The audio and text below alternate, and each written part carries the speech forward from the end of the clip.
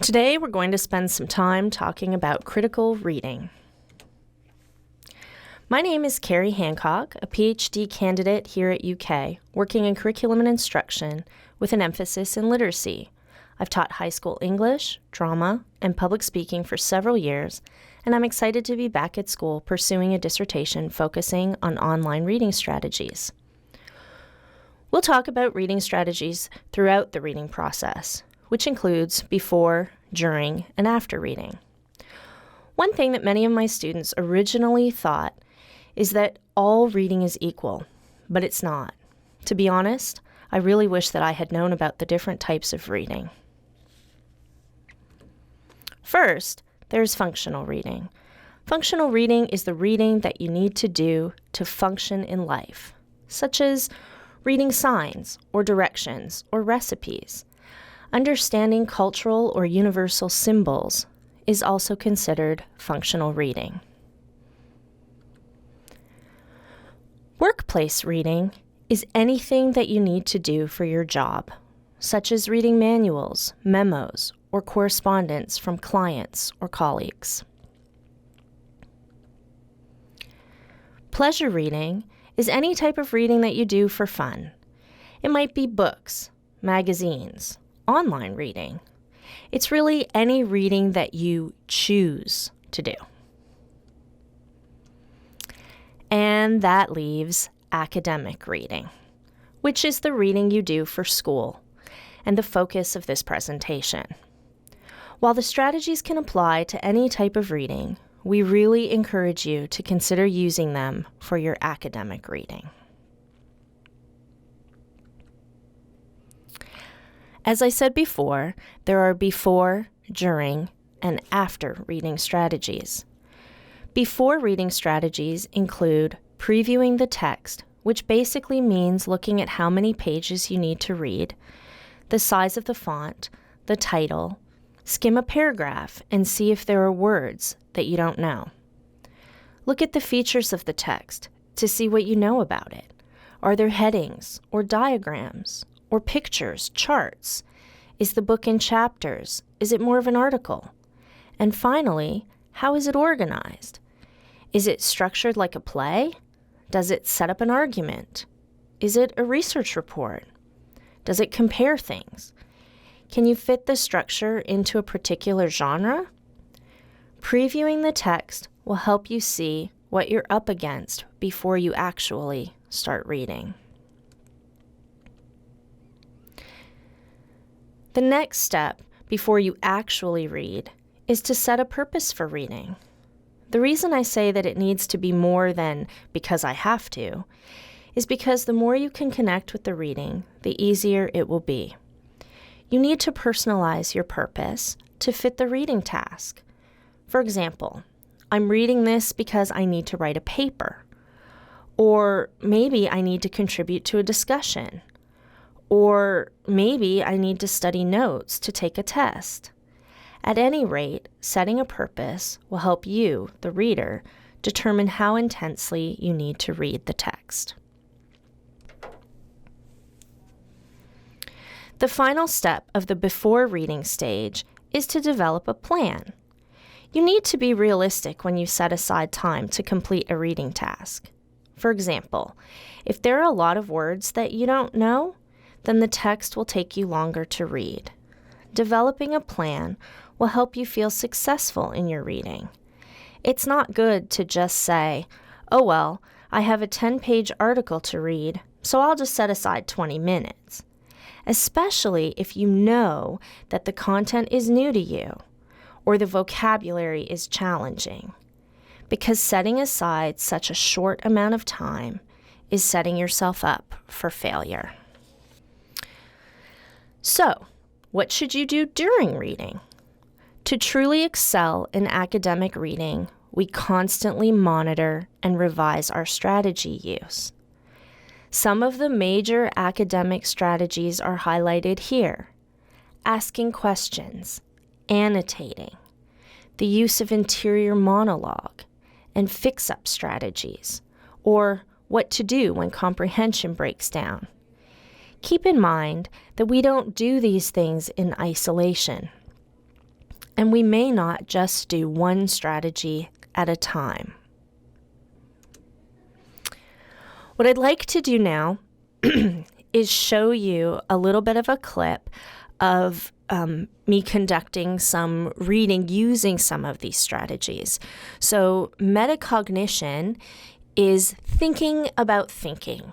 So what am I actually doing? What is going on in my head when I read?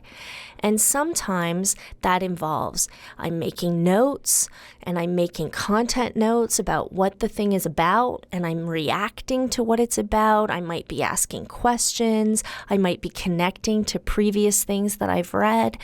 So I'm just going to take a text and I'm going to read a little bit of it and use some symbols and some strategies by showing you what's going on in my head as I read.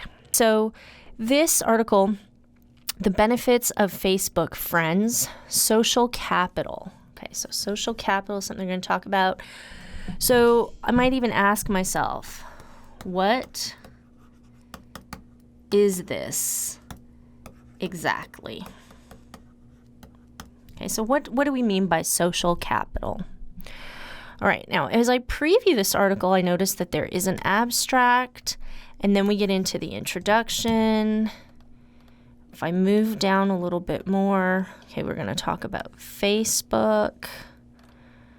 Here's a literature review, and this is what other people have said, other studies that have been done.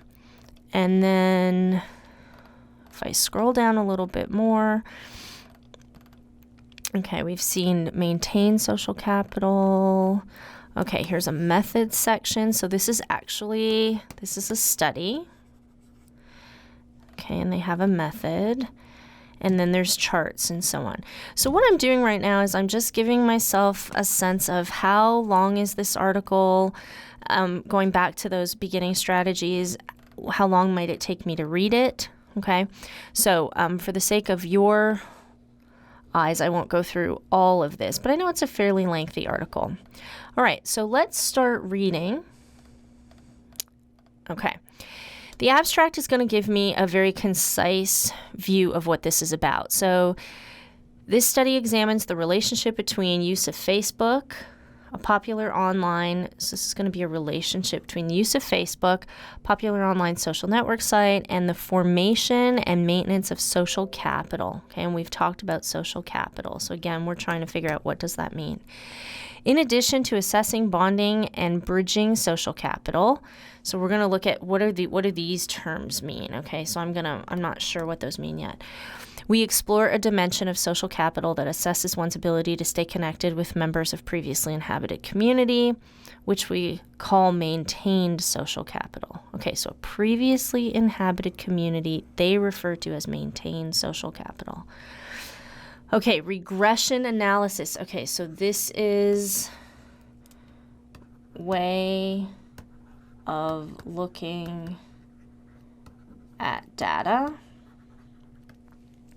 conducted on the results from a survey of undergraduate students. Okay, N is their,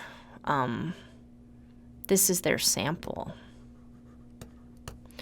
To suggest a strong association between use of Facebook and 3 types of social capital, with the strongest relationship being to bridging social capital. In addition, Facebook usage was found to interact with measures of psychological well-being.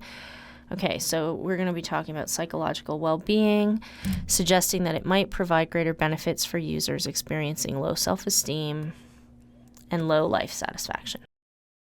So I guess what I'm wondering in this, because this seems like an older study, I'm wondering if people do have social capital that remain online only, or are we expecting that direction of our online relationships to move to an offline relationship? Okay, so directionality may not apply today, as they are structured both to articulate existing connections and enable the creation of new ones. But there's little research on this. Okay. So what we're saying here is the social capital implications of these services are unknown. So what do they actually do for people? Okay, so this is an overview of Facebook. I'm more concerned about the literature review right now, I think. Social capital broadly refers, okay, so here's my definition. That's what I was looking for. Broadly refers to the resources accumulated through the relationships among people. It's an elastic term with a variety of definitions, conceived of as both a cause and an effect. And so it is the sum of the resources, actual or virtual, that accrue to an individual or a group by virtue of possessing a durable network of more or less institutionalized relationships of mutual acquaintance and recognition. Okay, so what does this mean? So I'm going to kind of think about this. So every person that I meet, real or online, they may have interests that go along with mine. We may have things in common. We may have things that we use that are mutually beneficial. Maybe someone could help you find a job, or maybe someone could help you find a book club, or maybe someone can tell you where to get a babysitter or the best restaurant to go to. And all of that then becomes our social capital. And so the suggestion here, at least as I'm understanding it right now, is that there are more ways to develop that social capital online. And I guess I'm wondering how authentic that development is and if that development actually does serve us well. And I think that's part of what they're going to talk about here, because they were mentioning that the study has something to do with self-esteem and lack thereof, and self-concept. And we can see that if we go back to the abstract. So what the abstract does here is the abstract shows us, kind of takes us through very briefly what the whole study will be about, and then we go through the parts of the article to kind of see those things and be able to check them off. Okay, let's leave the article for a second. Well, we're going to leave it now. And let's talk about what we did.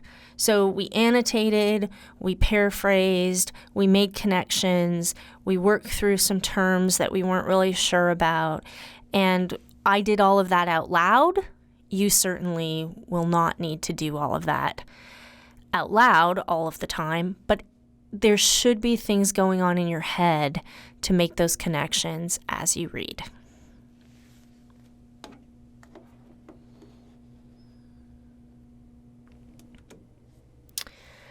After reading, it's important to take stock of what you know. Can you explain the passage? Can you pick out main points? Can you summarize? Can you recognize parts that you don't know well? And do you have a plan to address confusion?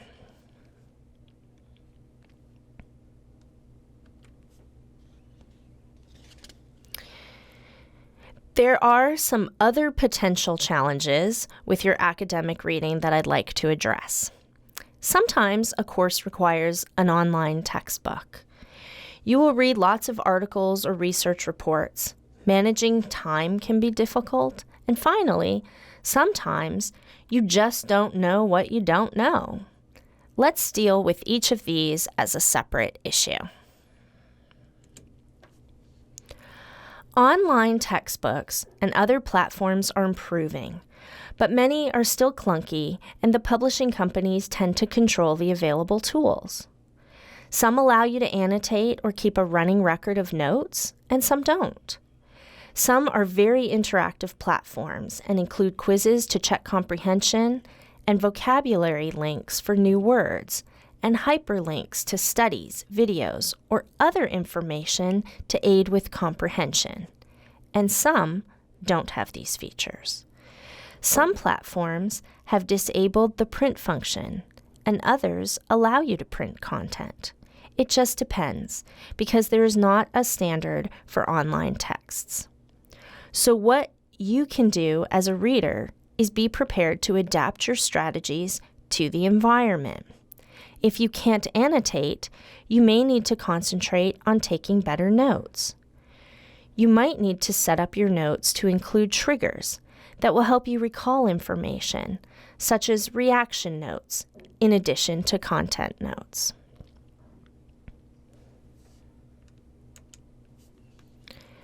Sometimes it is difficult for us to make sense of the articles that we have to read for class. Most of these articles come from research studies conducted within our discipline or major. The scholarly articles tell us what the experts in the field know or believe to be true. Generally, research articles have the following parts: an introduction, a methods section, results, and then a discussion of the results. The introduction, along with the abstract, will give you a general sense of the study and the research question. What is being explored? Often what follows is a review of literature, which places the research question in relation to other studies that have been done on the topic.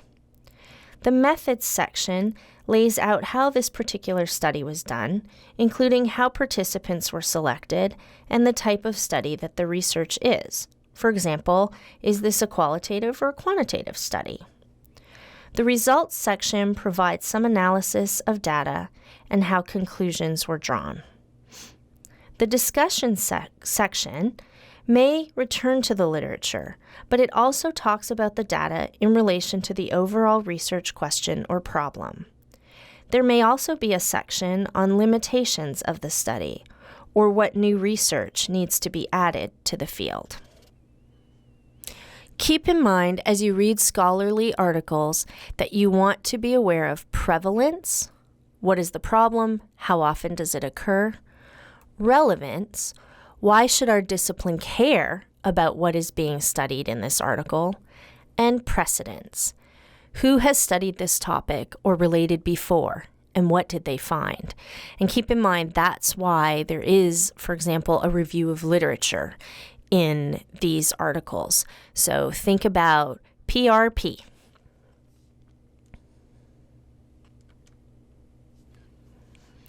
Other challenges include time management. This is a big one.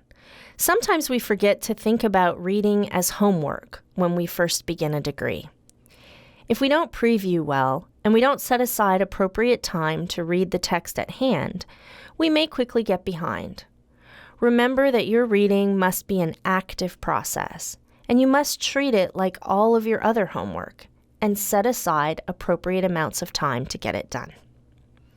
Think about the reading task and the purpose to help you set aside appropriate time. Those before reading strategies are important here.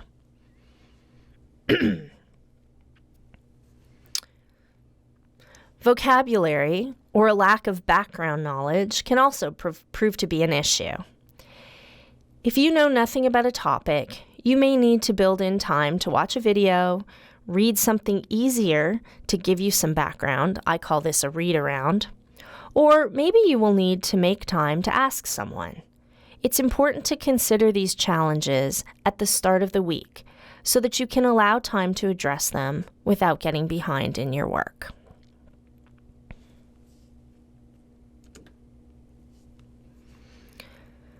For many of us, academic reading is not always fun.